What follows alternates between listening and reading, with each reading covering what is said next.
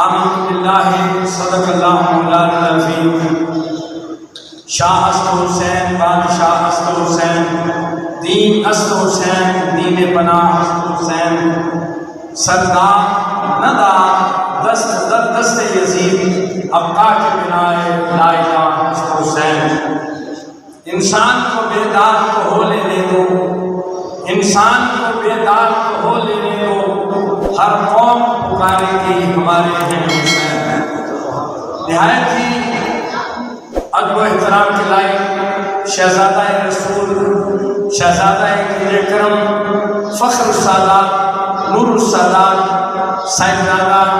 پیر سید شہریار صاحب بخاری سجادہ نشین آستانہ عالیہ حضرت کرم والا شریف اور دیگر سادات کرام خلفائے کرام اور بیلیوں الحمدللہ آج ہم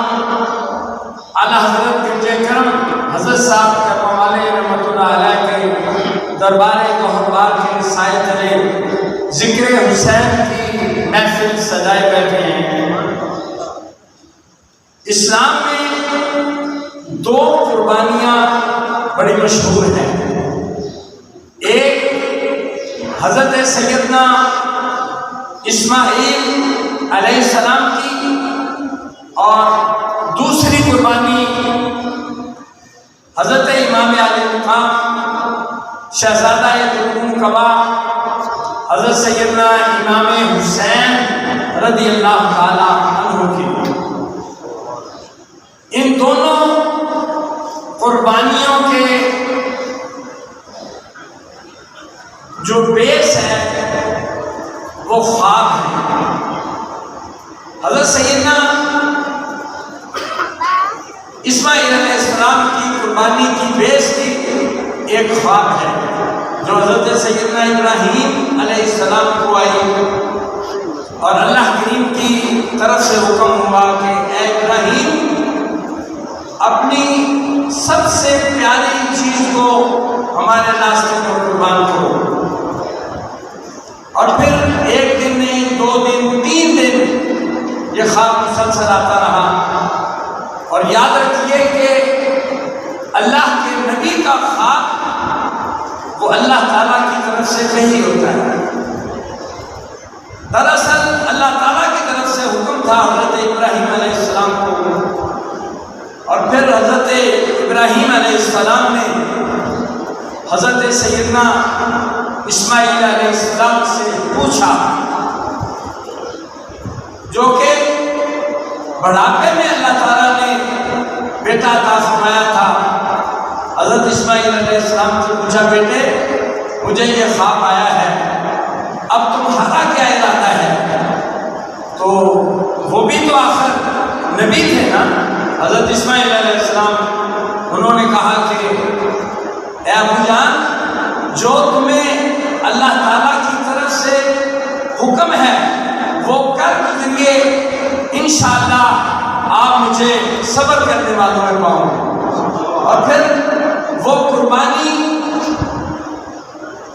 میدان مینا میں ہوئی، اور دوسری قربانی میدان کربلا میں حضرت سیدنا امام علی مقام حضرت امام حسین رضی اللہ تعالیٰ عنہ کی تھی، اور اس کی بنیاد بھی ایک خواب ہے۔ تبری شریف میں یہ حدیث پاک موجود ہے کہ حضرت امام علی مقام حضرت امام حسین رضی اللہ تعالیٰ عنہ نے خواب دیکھا کہ نبی کریم صلی اللہ تعالیٰ علیہ وآلہ وسلم آپ کے نانا جان تشریف لائے، اور سرکار نبی کریم صلی اللہ علیہ وسلم نے فرمایا کہ اے بیٹے آپ نے ایک کام کرنا ہے، جیسے بھی حالات ہوں آپ نے مجھ سے روگردانی نہیں کرنی۔ یہ حضور نے حضرت امام علی پاک کو ایک کام کرنے کا حکم دیا، تو حضرت امام علی مقام حضرت امام حسین رضی اللہ تعالیٰ عنہ نے آپ سے، آپ کے اس وقت جو رفقا تھے، انہوں نے پوچھا کہ حضور وہ خواب تو بتائیں۔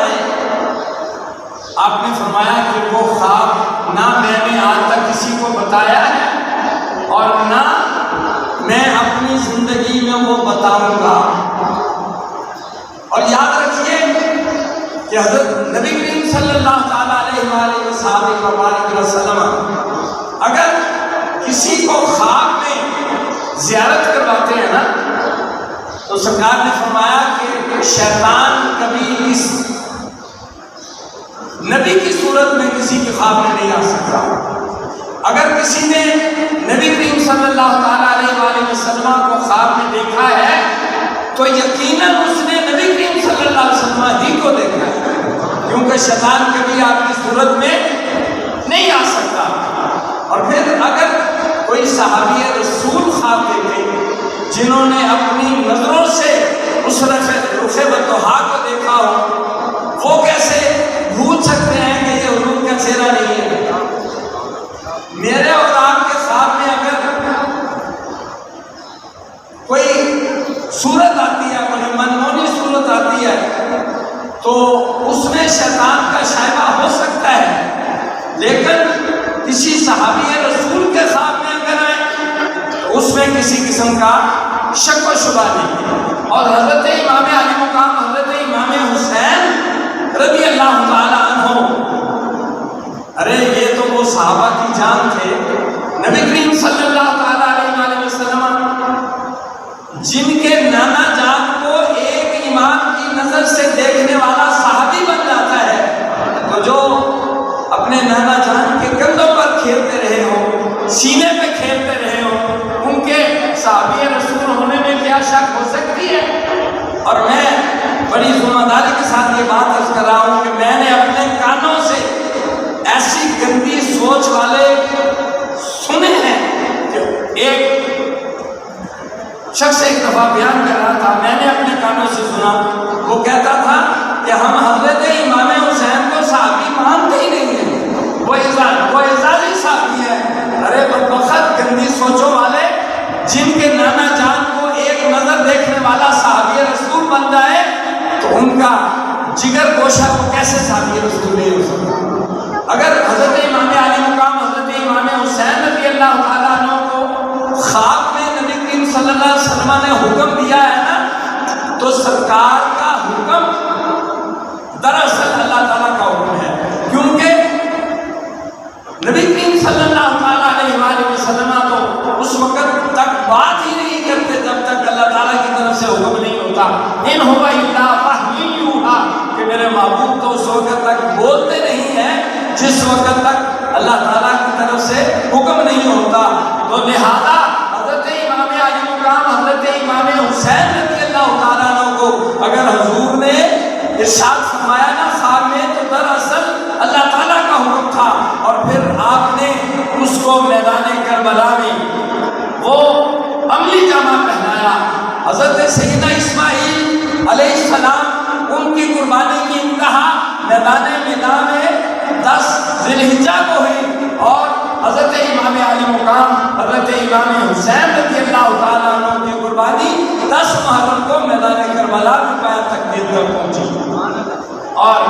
جب حضرت اسماعیل علیہ السلام نے قربانی پیش کی نا تو قرآن بول پڑا سلام علی ابراہیم، اے ابراہیم آپ پر سلام ہو۔ تو جب سیدنا امام علی مقام حضرت امام حسین رضی اللہ تعالیٰ عنہ نے میدان کربلا میں قربانی پیش کی تو پھر ہر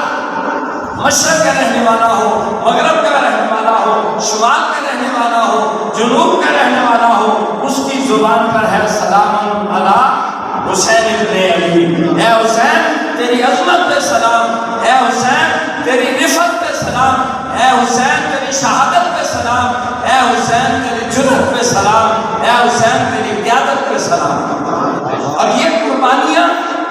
اسلام میں 2 مشہور ہیں، اور الحمدللہ ہم جس آستانے پر موجود ہیں، ایک بھائی مقبل پڑھ رہے تھے کہ یہ علی کا گھرانہ ہے۔ اگر یہاں بھی قربانی دی گئی ہے کہ میرے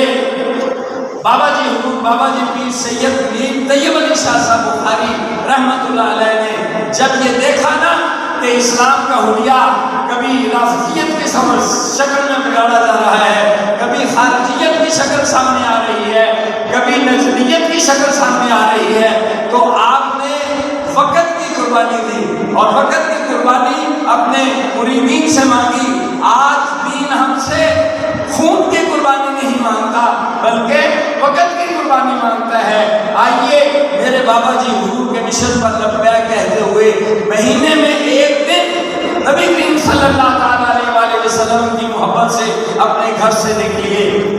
حضرت امام علی پاک نے تو مدینہ طیبہ چھوڑ دیا تھا، ہم ایک دن کے لیے اپنے گھر کو نہیں چھوڑ سکتے۔ آئیے میرے بابا جی حضور کی دعوت پر لبیک کہتے ہوئے مہینے میں ایک دن محبت رسول کے فروغ کے لیے نکالیے، محبت اہل بیت کے فروغ کے لیے نکالیے، محبت صحابہ کے فروغ کے لیے نکالیے، محبت اولیاء کے فروغ کے لیے نکالیے۔